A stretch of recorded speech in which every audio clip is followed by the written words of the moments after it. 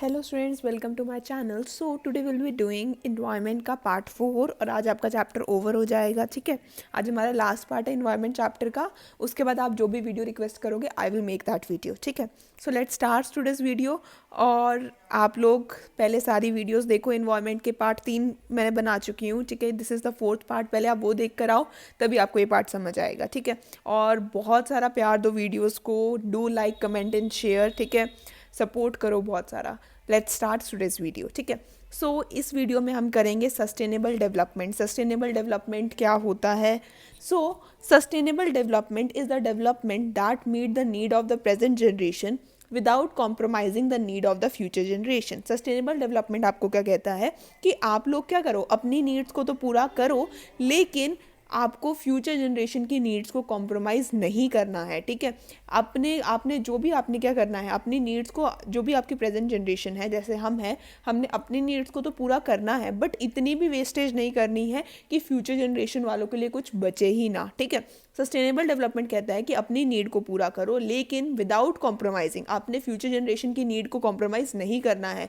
ऐसा नहीं है कि आप इलेक्ट्रिसिटी को जितना वेस्ट कर सकते हो आप उतना करोगे, भाई उनके लिए भी तो आपको कुछ छोड़ना है। ठीक है, सो सस्टेनेबल डेवलपमेंट क्या कहता है कि आप क्या करो, जो भी है अपनी नीड्स को पूरा करो, लेकिन फ्यूचर जनरेशन की नीड्स के साथ कॉम्प्रोमाइज़ नहीं करो। हम लोग क्या कर रहे हैं, आप लोग कभी सोचते हो कि हाँ हमने इलेक्ट्रिसिटी को वेस्ट नहीं करना, हमने वाटर को नहीं वेस्ट करना, हमने फ्यूचर जनरेशन के लिए बचा के रखना है।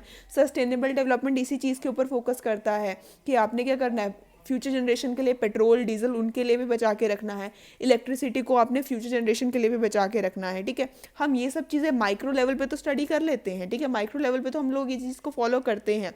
फॉर एग्जाम्पल माइक्रो मतलब क्या होता है, स्मॉल, और मैक्रो मीन्स होता है लार्ज। ठीक है, माइक्रो लेवल पे हम लोग सोचते हैं एज अ फैमिली, हम लोग सोचते हैं कि हाँ हमें आगे अपने बच्चों के लिए क्या करना है, मनी इकट्ठी करनी है, या ठीक है कुछ ना कुछ अपने बच्चों के लिए हम माइक्रो लेवल पे तो सोचते हैं, लेकिन मैक्रो लेवल पे कोई नहीं सोचता कि हाँ भाई हमने इलेक्ट्रिसिटी को बचाना है, हमने वाटर को वेस्ट नहीं करना है, हमने प्लांट्स ग्रो करने हैं, ये सब चीज़ें, ताकि फ्यूचर जनरेशन को भी कुछ मिल सके। ठीक है, सस्टेनेबल डेवलपमेंट तो यही कहता है कि आपने क्या करना है, प्रेजेंट जनरेशन अपनी नीड्स को पूरा करे, लेकिन without compromising needs of future generation. ठीक है, अब हम सस्टेनेबल डेवलपमेंट कैसे कर सकते हैं, उसकी क्या क्या स्ट्रैटेजीज हैं जिससे हम सस्टेनेबल डेवलपमेंट कर सकते हैं। सबसे पहले स्ट्रैटेजी क्या आती है, use of environment friendly sources of energy. हमें क्या यूज़ करने चाहिए, environment friendly source of energy use करने चाहिए। Environment friendly source of energy कौन से होते हैं, एलपीजी और सीएनजी। ये दोनों क्या है, बहुत ज़्यादा क्लीन फ्यूल है और ये बहुत ज़्यादा इन्वायरमेंट फ्रेंडली है। ठीक है, इनसे इन्वायरमेंट को हार्म नहीं होता है, इनसे कोई पॉल्यूशन नहीं होता है ज़्यादा।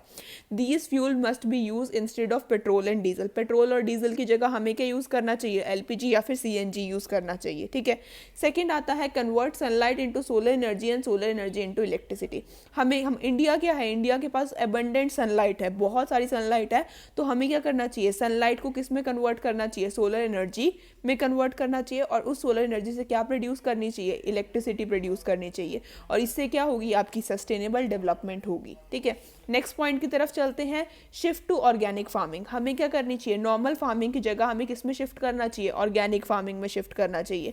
Use of fertiliser, insecticide, pesticide, raised crop yield. बोलते हैं हम जब क्या कर रहे हैं, फर्टिलाइजर का यूज़ कर रहे हैं, इंसेक्टिसाइड्स का यूज़ कर रहे हैं, या पेस्टिसाइड्स का यूज़ कर रहे हैं, इससे आपकी क्रॉप की प्रोडक्शन तो अच्छी हो रही है, लेकिन इनकी वजह से क्या हो रही है, आपकी सॉइल की फर्टिलिटी का लॉस हो रहा है, सॉइल फर्टाइल बिल्कुल भी नहीं होती, इनसे सॉइल को बहुत ज़्यादा हार्म होता है। ठीक है, so it's time to switch to organic farming. बोलते सो ये अब आपका टाइम आ चुका है कि आपको क्या करना चाहिए, ऑर्गेनिक फार्मिंग की तरफ शिफ्ट करना चाहिए, जो किसके ऊपर फोकस करती है, सॉइल की हेल्थ के ऊपर फोकस करती है।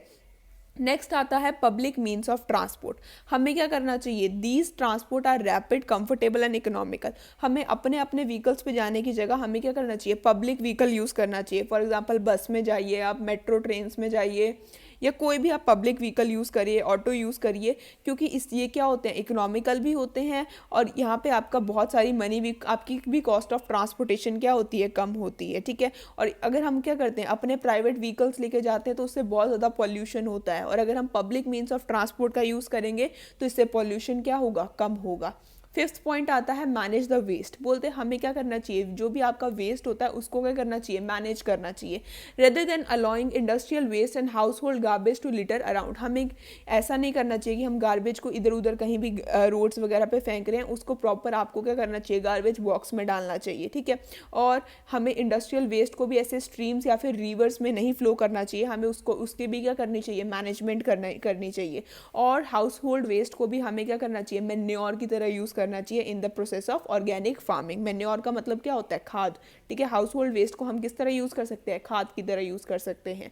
नेक्स्ट आता है stringent laws on disposal of chemical effluents. बोलते हैं आपके प्रॉपर लॉज बने होने चाहिए कि आपने केमिकल एफ्यूलेंट्स को, मतलब जो भी आपके इंडस्ट्री से केमिकल्स बन रहे हैं, ठीक है, जो भी आपका वहाँ से इंडस्ट्रियल वेस्ट आ रहा है उसको आपको रिवर्स में फ्लो नहीं करना है। India is a land where chemical effluents are driven into streams and rivers. India एक ऐसी जगह है जहाँ पर आपके केमिकल एफ्यूलेंट्स, मतलब जितना भी इंडस्ट्रीज का वेस्ट होता है वो सारा का सारा रिवर्स या फिर स्ट्रीम्स में फ्लो कर देते हैं। लेकिन हमारे प्रॉपर लॉज होने चाहिए जिसमें आपको इन एफ्यूलेंट्स को ऐसे फ्लो नहीं करना है, ठीक है। नेक्स्ट आता है इनपुट एफिशिएंट टेक्नोलॉजी, ठीक है। Such technology should be use which are input efficient, हमें ऐसी टेक्नोलॉजी का यूज़ करना चाहिए जो क्या है, आपकी इनपुट एफिशिएंट है। इनपुट एफिशिएंट का मतलब क्या है, जिसमें आपके ऑप्टिमम यूटिलाइज हो रहे हैं रिसोर्सेज का फुली यूटिलाइजेशन हो रही है और आपका क्या हो रहा है, आउटपुट क्या हो रहा है, आपका मैक्सिमाइज हो रहा है, ठीक है। आउटपुट आपका क्या होना चाहिए, मैक्सिमाइज होना चाहिए। लास्ट पॉइंट आता है awareness to conserve natural assets. बोलते हैं हमें क्या करनी चाहिए, अवेयरनेस करनी चाहिए कि हमें क्या करना है, नेचुरल एसेट्स को कंजर्व करना है।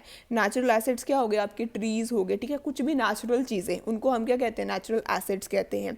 Indians are highly conscious to deserve conserve asset at micro level. बोलते हमारे जैसे इंडियंस क्या करते हैं, एसेट्स को माइक्रो लेवल पे तो कंजर्व कर लेते हैं, ठीक है। आप घर में तो इलेक्ट्रिसिटी को बचा लेते हो, घर में तो पानी को बचा लेते हो, सारे के सारे एसेट्स को घर माइक्रो लेवल पे तो बचा लेते हो। लेकिन जब मैक्रो लेवल पे बारी आती है तो आप लोग कुछ नहीं करते हो, ठीक है। आपकी गली में ट्रीज कट रहे हैं तो आपको कोई प्रॉब्लम नहीं, अपने घर में आपको सिर्फ दिखता है, ठीक है। सो हमें क्या करना चाहिए, चिपको मूवमेंट या फिर एपिको मूवमेंट को प्रमोट करना चाहिए ताकि आपके नेचुरल एसेट्स क्या हो सके, कंजर्व हो सके। चिपको मूवमेंट आपने पढ़ा होगा कि जिसमें क्या हुआ था, आपकी वुमेन्स ने क्या करा था, ट्रीज़ को हक कर लिया था ताकि आपके कोई भी जो इंडस्ट्रियलिस्ट हैं वो ट्रीज़ को कट ना करें।